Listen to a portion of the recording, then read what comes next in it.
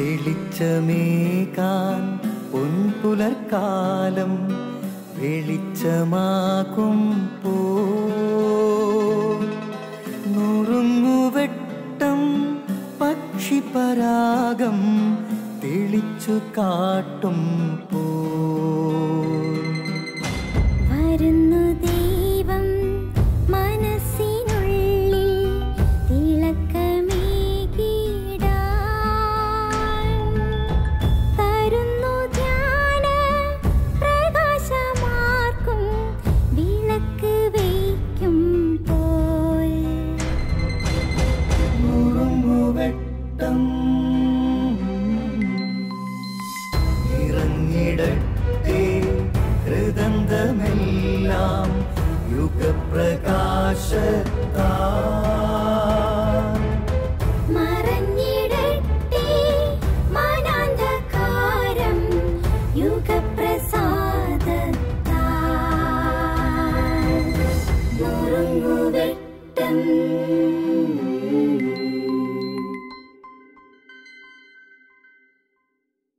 ഈശോ മിശിഹായ്ക്ക് സ്തുതിയായിരിക്കട്ടെ. ഈശോ ഒരു നല്ല നേതാവാണ്. അത് നമ്മൾ പല ആവർത്തി ധ്യാനിച്ച് മനസ്സിലാക്കിയിട്ടുള്ള കാര്യമാണ്.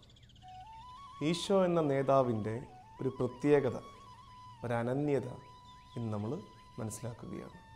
ഈശോയും ശിഷ്യന്മാരും കൂടെ വയലിൽ കൂടെ യാത്ര ചെയ്യുമ്പോൾ ശിഷ്യന്മാർ സാബത്ത് ദിവസം ഗോതമ്പ് മണികൾ പറിച്ചെടുത്ത് കൈകൊണ്ട് തിരുമ്മി അത് കഴിച്ചു. അപ്പോൾ യഹൂദ പ്രമാണികൾ ശിഷ്യന്മാരുടെ നേരെ കുറ്റമാരോപിക്കുകയാണ്. സാബത്തിൽ നിഷിദ്ധമായത് നിന്റെ ശിഷ്യന്മാർ ചെയ്തു എന്നാണ് ആരോപണം. ഈശോ എന്താ ചെയ്യുന്നത്? ഈശോയുടെ ശൈലി, തൻ്റെ ശിഷ്യന്മാരെ മറ്റാരും കുറ്റപ്പെടുത്താൻ ഈശോ സമ്മതിക്കുന്നില്ല. ഈശോ ഉടനെ അങ്ങ് പൊതിഞ്ഞു പിടിക്കും ശിഷ്യന്മാരെ.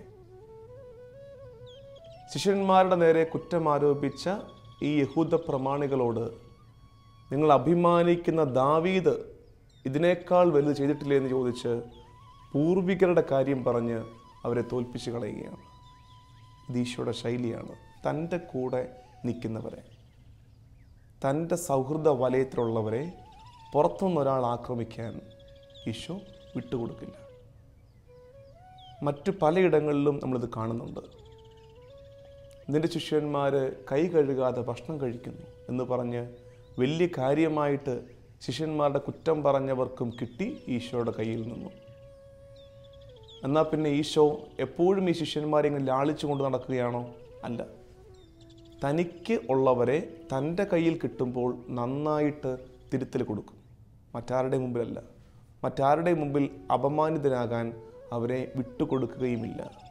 എല്ലാ നേതാക്കന്മാരും, എല്ലാ കുടുംബനാഥന്മാരും, മറ്റാരുടെയെങ്കിലും മേൽ ഉത്തരവാദിത്വമുള്ള എല്ലാവരും തിരിച്ചറിയേണ്ട ഒരു നേതൃത്വ ശൈലിയാണിത്. നമുക്ക് നൽകപ്പെട്ടവരെ മറ്റാരുടെയും മുമ്പിൽ അപമാനിതരാകാൻ വിട്ടുകൊടുക്കരുത്. ചില കാരണവന്മാർക്ക് അത്തരം പ്രശ്നങ്ങളുണ്ട്. 4 പേര് കൂടുന്നിടത്ത് മക്കളെ കുറച്ച് പറയും. ജീവിത പങ്കാളിയെക്കുറിച്ച് 2 വാക്കൊന്ന് താഴ്ത്തിക്കെട്ടി പറയും. ഒരു സന്തോഷമാണ്. പക്ഷേ അത് ഈശോയുടെ ശൈലിയല്ല. തനിക്ക് നൽകപ്പെട്ടവരെ മറ്റാരുടെ മുമ്പിലും ഈശോ ഇകഴ്ത്തി പറയില്ല, മറ്റാരും പറയാൻ സമ്മതിക്കത്തുമില്ല. പക്ഷേ ഒറ്റയ്ക്ക് കിട്ടുമ്പോൾ നല്ല തിരുത്തൽ കൊടുക്കുകയും ചെയ്യും. പത്രോസിനെ കയറി സാത്താനെ എന്നുവരെ വിളിച്ചിട്ടുണ്ട്. തിരുത്തലാണത്. അത് സ്വകാര്യതയിൽ കൊടുക്കുന്ന തിരുത്തലുകളാണ്. നമുക്കും ഈ പാഠം പഠിക്കാം. നമ്മുടേതായവരെ, നമുക്ക് പ്രിയപ്പെട്ടവരെ നമുക്ക് അപമാനിതരാകാൻ വിട്ടുകൊടുക്കാതിരിക്കാം, ചേർത്ത് പിടിക്കാം. ആമേൻ.